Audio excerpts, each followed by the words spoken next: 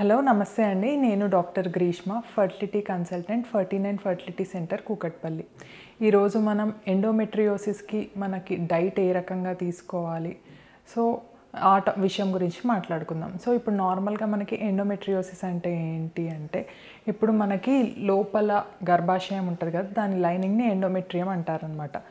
So మనకి అటువంటి lining uterus లోపలే కాకుండా మనకి ట్యూబ్స్లో కానీ, ఓవరీస్లో కానీ, లోవర్ అబ్డామెన్లో కానీ, లేకపోతే బ్లాడర్ మీద కానీ, రెక్టమ్ మీద కానీ, సో అంటే లోపల కాకుండా బయట ఎక్కడ ఉన్నా దాన్ని ఎండోమెట్రియోసిస్ అంటారనమాట.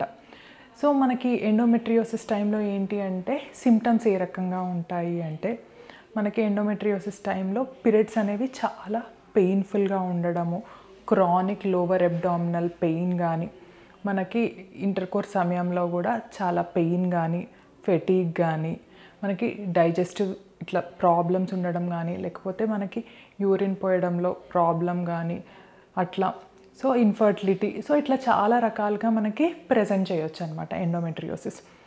ఇంకొకటి ఏంటి అంటే, మనకి ఇప్పుడు ఎండోమెట్రియోసిస్ అనేది ఈస్ట్రోజన్ డిపెండెంట్ ఇన్ఫ్లమేటరీ అనమాట.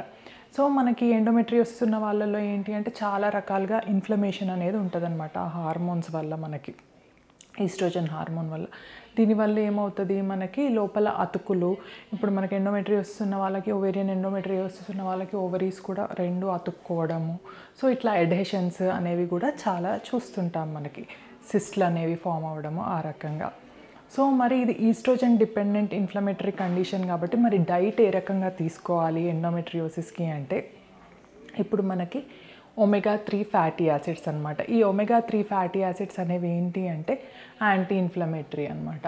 అట్లాగే మనకి ఈ ఒమేగా 6 ఇవేంటి అంటే ఇన్ఫ్లమేటరీ అనమాట. సో మనం మెయిన్గా omega 3 fatty acids, anti inflammatory, antioxidants ఇవి దేనిలో ఎక్కువగా ఉంటాయి అంటే మనకి సీ ఫుడ్లో, మనకి ఫిష్ అనమాట, సాల్మన్ ఫిష్ కానీ, లేకపోతే మ్యాకరల్ కానీ, ట్యూనా కానీ, ఇట్లాంటివి తీసుకుంటే మనకి ఒమేగా 3 ఫ్యాటీ యాసిడ్స్ అనేవి ఎక్కువగా ఉంటాయి.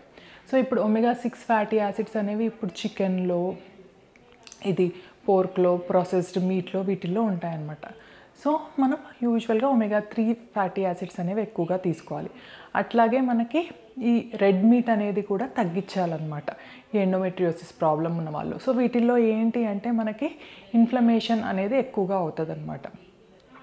నెక్స్ట్ వచ్చేసి మనకి ఇది ట్రాన్స్ ఫ్యాట్స్ ఉన్న ఫుడ్ అనేది కూడా తగ్గించాలన్నమాట. ఈ ట్రాన్స్ ఫ్యాట్స్ వీటి వల్ల ఏంటి అంటే మనకి బాడీలో ఈస్ట్రోజన్ ఎక్కువైపోయి ఇన్ఫ్లమేషన్ అనేది ఎక్కువగా ఉంటుందన్నమాట. ఈ ట్రాన్స్ ఫ్యాట్స్ అంటే ఏంటి అంటే మనకి ఇప్పుడు ఈ వేరే రకమైన ఫ్రైస్ కానీ, లేకపోతే జంక్ ఫుడ్ కానీ, లేకపోతే బ్రెడ్ కానీ, ప్రాసెస్డ్ ఫుడ్ కానీ, ఇప్పుడు ఫ్రైడ్ ఆయిలీ, నమ్కీన్ కానీ, ఏమైనా సేవరీస్ కానీ, కేక్స్ కానీ, ఇవన్నీ ప్రాసెస్డ్ ఫుడ్ అనమాట. వీటిని వీలైనంత వరకు తక్కువగా తీసుకోవాలి. అట్లాగే నెక్స్ట్ వచ్చేసి మనకి గ్లూటెన్ ఫ్రీ డైట్ అనమాట. సో ఈ గ్లూటెన్ అనే పదార్థం వల్ల కూడా మనకి ఇన్ఫ్లమేషన్ అనేది ఎక్కువ అవ్వచ్చు అనమాట. సో ఈ గ్లూటెన్ అనేది దేంట్లో ఉంటుంది అంటే మనకి నార్మల్గా తీసుకునే వీట్, బార్లీ, వీటిల్లో కూడా మనకి గ్లూటెన్ అనే పదార్థం ఎక్కువగా ఉంటుందన్నమాట. సో ఇవి కొంచెం తగ్గించి తీసుకోవడం వల్ల కూడా మనకి హెల్ప్ అనేది అవుతుందన్నమాట ఈ ఎండోమెట్రియోసిస్ ప్రాబ్లం ఉన్న వాళ్ళలో. సో నెక్స్ట్ వచ్చేసి ఏంటి అంటే మనకి డైట్ లో ఇన్ ఫార్డ్ మ్యాప్స్ అనమాట.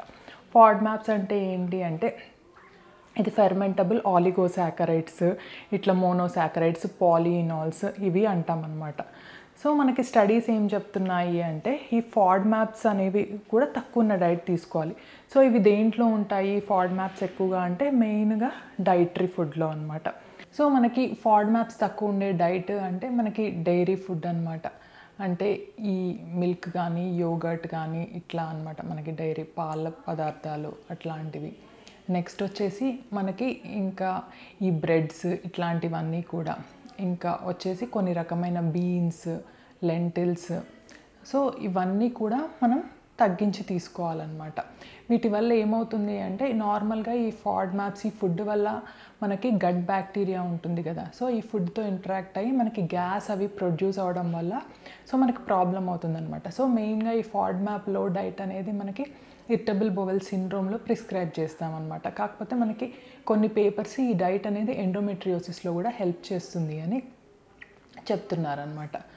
సో ఇట్లా మనం డైట్ అనేది మనకి ఈ వెజిటబుల్ బేస్డ్ ఆయిల్ కాకుండా ప్లాంట్ బేస్డ్ ఆయిల్ అనమాట.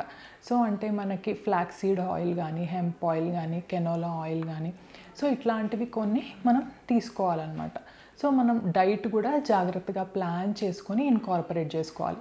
సో మనం ఎప్పుడైనా కూడా ఫ్రెష్ ఫ్రూట్స్ కానీ, వెజిటబుల్స్ కానీ, హోల్ గ్రెయిన్స్ కానీ ఇట్లాంటివన్నీ ఎక్కువగా తీసుకుంటే మనకి న్యూట్రిషన్స్ కానీ, విటమిన్స్ కానీ, నట్స్ అనమాట, ఈ walnuts, chia seeds, flax seeds, so ఇట్లాంటివన్నీ మనం డైట్లో ఇన్కార్పొరేట్ చేసుకుంటే మనకి ఈ యాంటీ ఆక్సిడెంట్స్ అనేవి ఎక్కువైపోయి ఇన్ఫ్లమేషన్ అనేది తగ్గి ఆటోమేటిక్గా మనకి ఈ సిమ్టమ్స్ అనేవి తగ్గిపోతాయి అనమాట ఎండోమెట్రియోసిస్ రిలేటెడ్గా.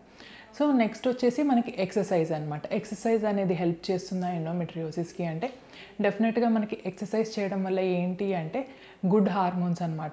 మనకే బాడీలో ఎంతూజియాజం అదంతా గుడ్ హార్మోన్స్ రిలీజ్ అవ్వడం వల్ల డెఫినెట్గా మనకి యాంటీ ఇన్ఫ్లమేటరీ లాగా యాక్ట్ చేస్తుంది అనమాట. సో ఇవన్నీ కూడా మనం అంటే స్ట్రెస్ తగ్గించుకోవడం ఇవన్నీ కూడా ఇంపార్టెంట్ అనమాట. నెక్స్ట్ వచ్చేసి మనం ఎప్పుడైనా ఫుడ్ తీసుకుంటున్నప్పుడు ఫుడ్ జర్నల్ అనేది మెయింటైన్ చేసుకోవాలన్నమాట. అంటే మన బాడీ ఏ రకమైన ఫుడ్స్కి ఎలా రియాక్ట్ అవుతుంది, సో అవన్నీ జాగ్రత్తగా చూసుకొని ఆ రకమైన డైట్ అనేది ఇన్కార్పొరేట్ చేసుకోవాలన్నమాట. సో అట్లాగే వెళ్ళి డైటీషియన్ని కలవడము, సో వాళ్ళది కూడా అడ్వైస్ తీసుకొని మనకి పాటించడం అనేది చేయాలన్నమాట. సో మనకి main life style modification, so అట్లాగే మనకి ఫుడ్ మోడిఫికేషన్, ఎక్సర్సైజ్ ఇన్కార్పొరేట్ చేసుకోవడం, సో అట్లాగే మనకి మెడికేషన్స్ అనేవి కూడా ఇంపార్టెంట్ అనమాట. డాక్టర్ అడ్వైస్ తీసుకొని దానికి తగ్గట్టుగా మెడికేషన్ అనేది తీసుకుంటే మనకి ఎండోమెట్రియోసిస్ అనేది డెఫినెట్గా కంట్రోల్లోకి వస్తుందండి. Thank you.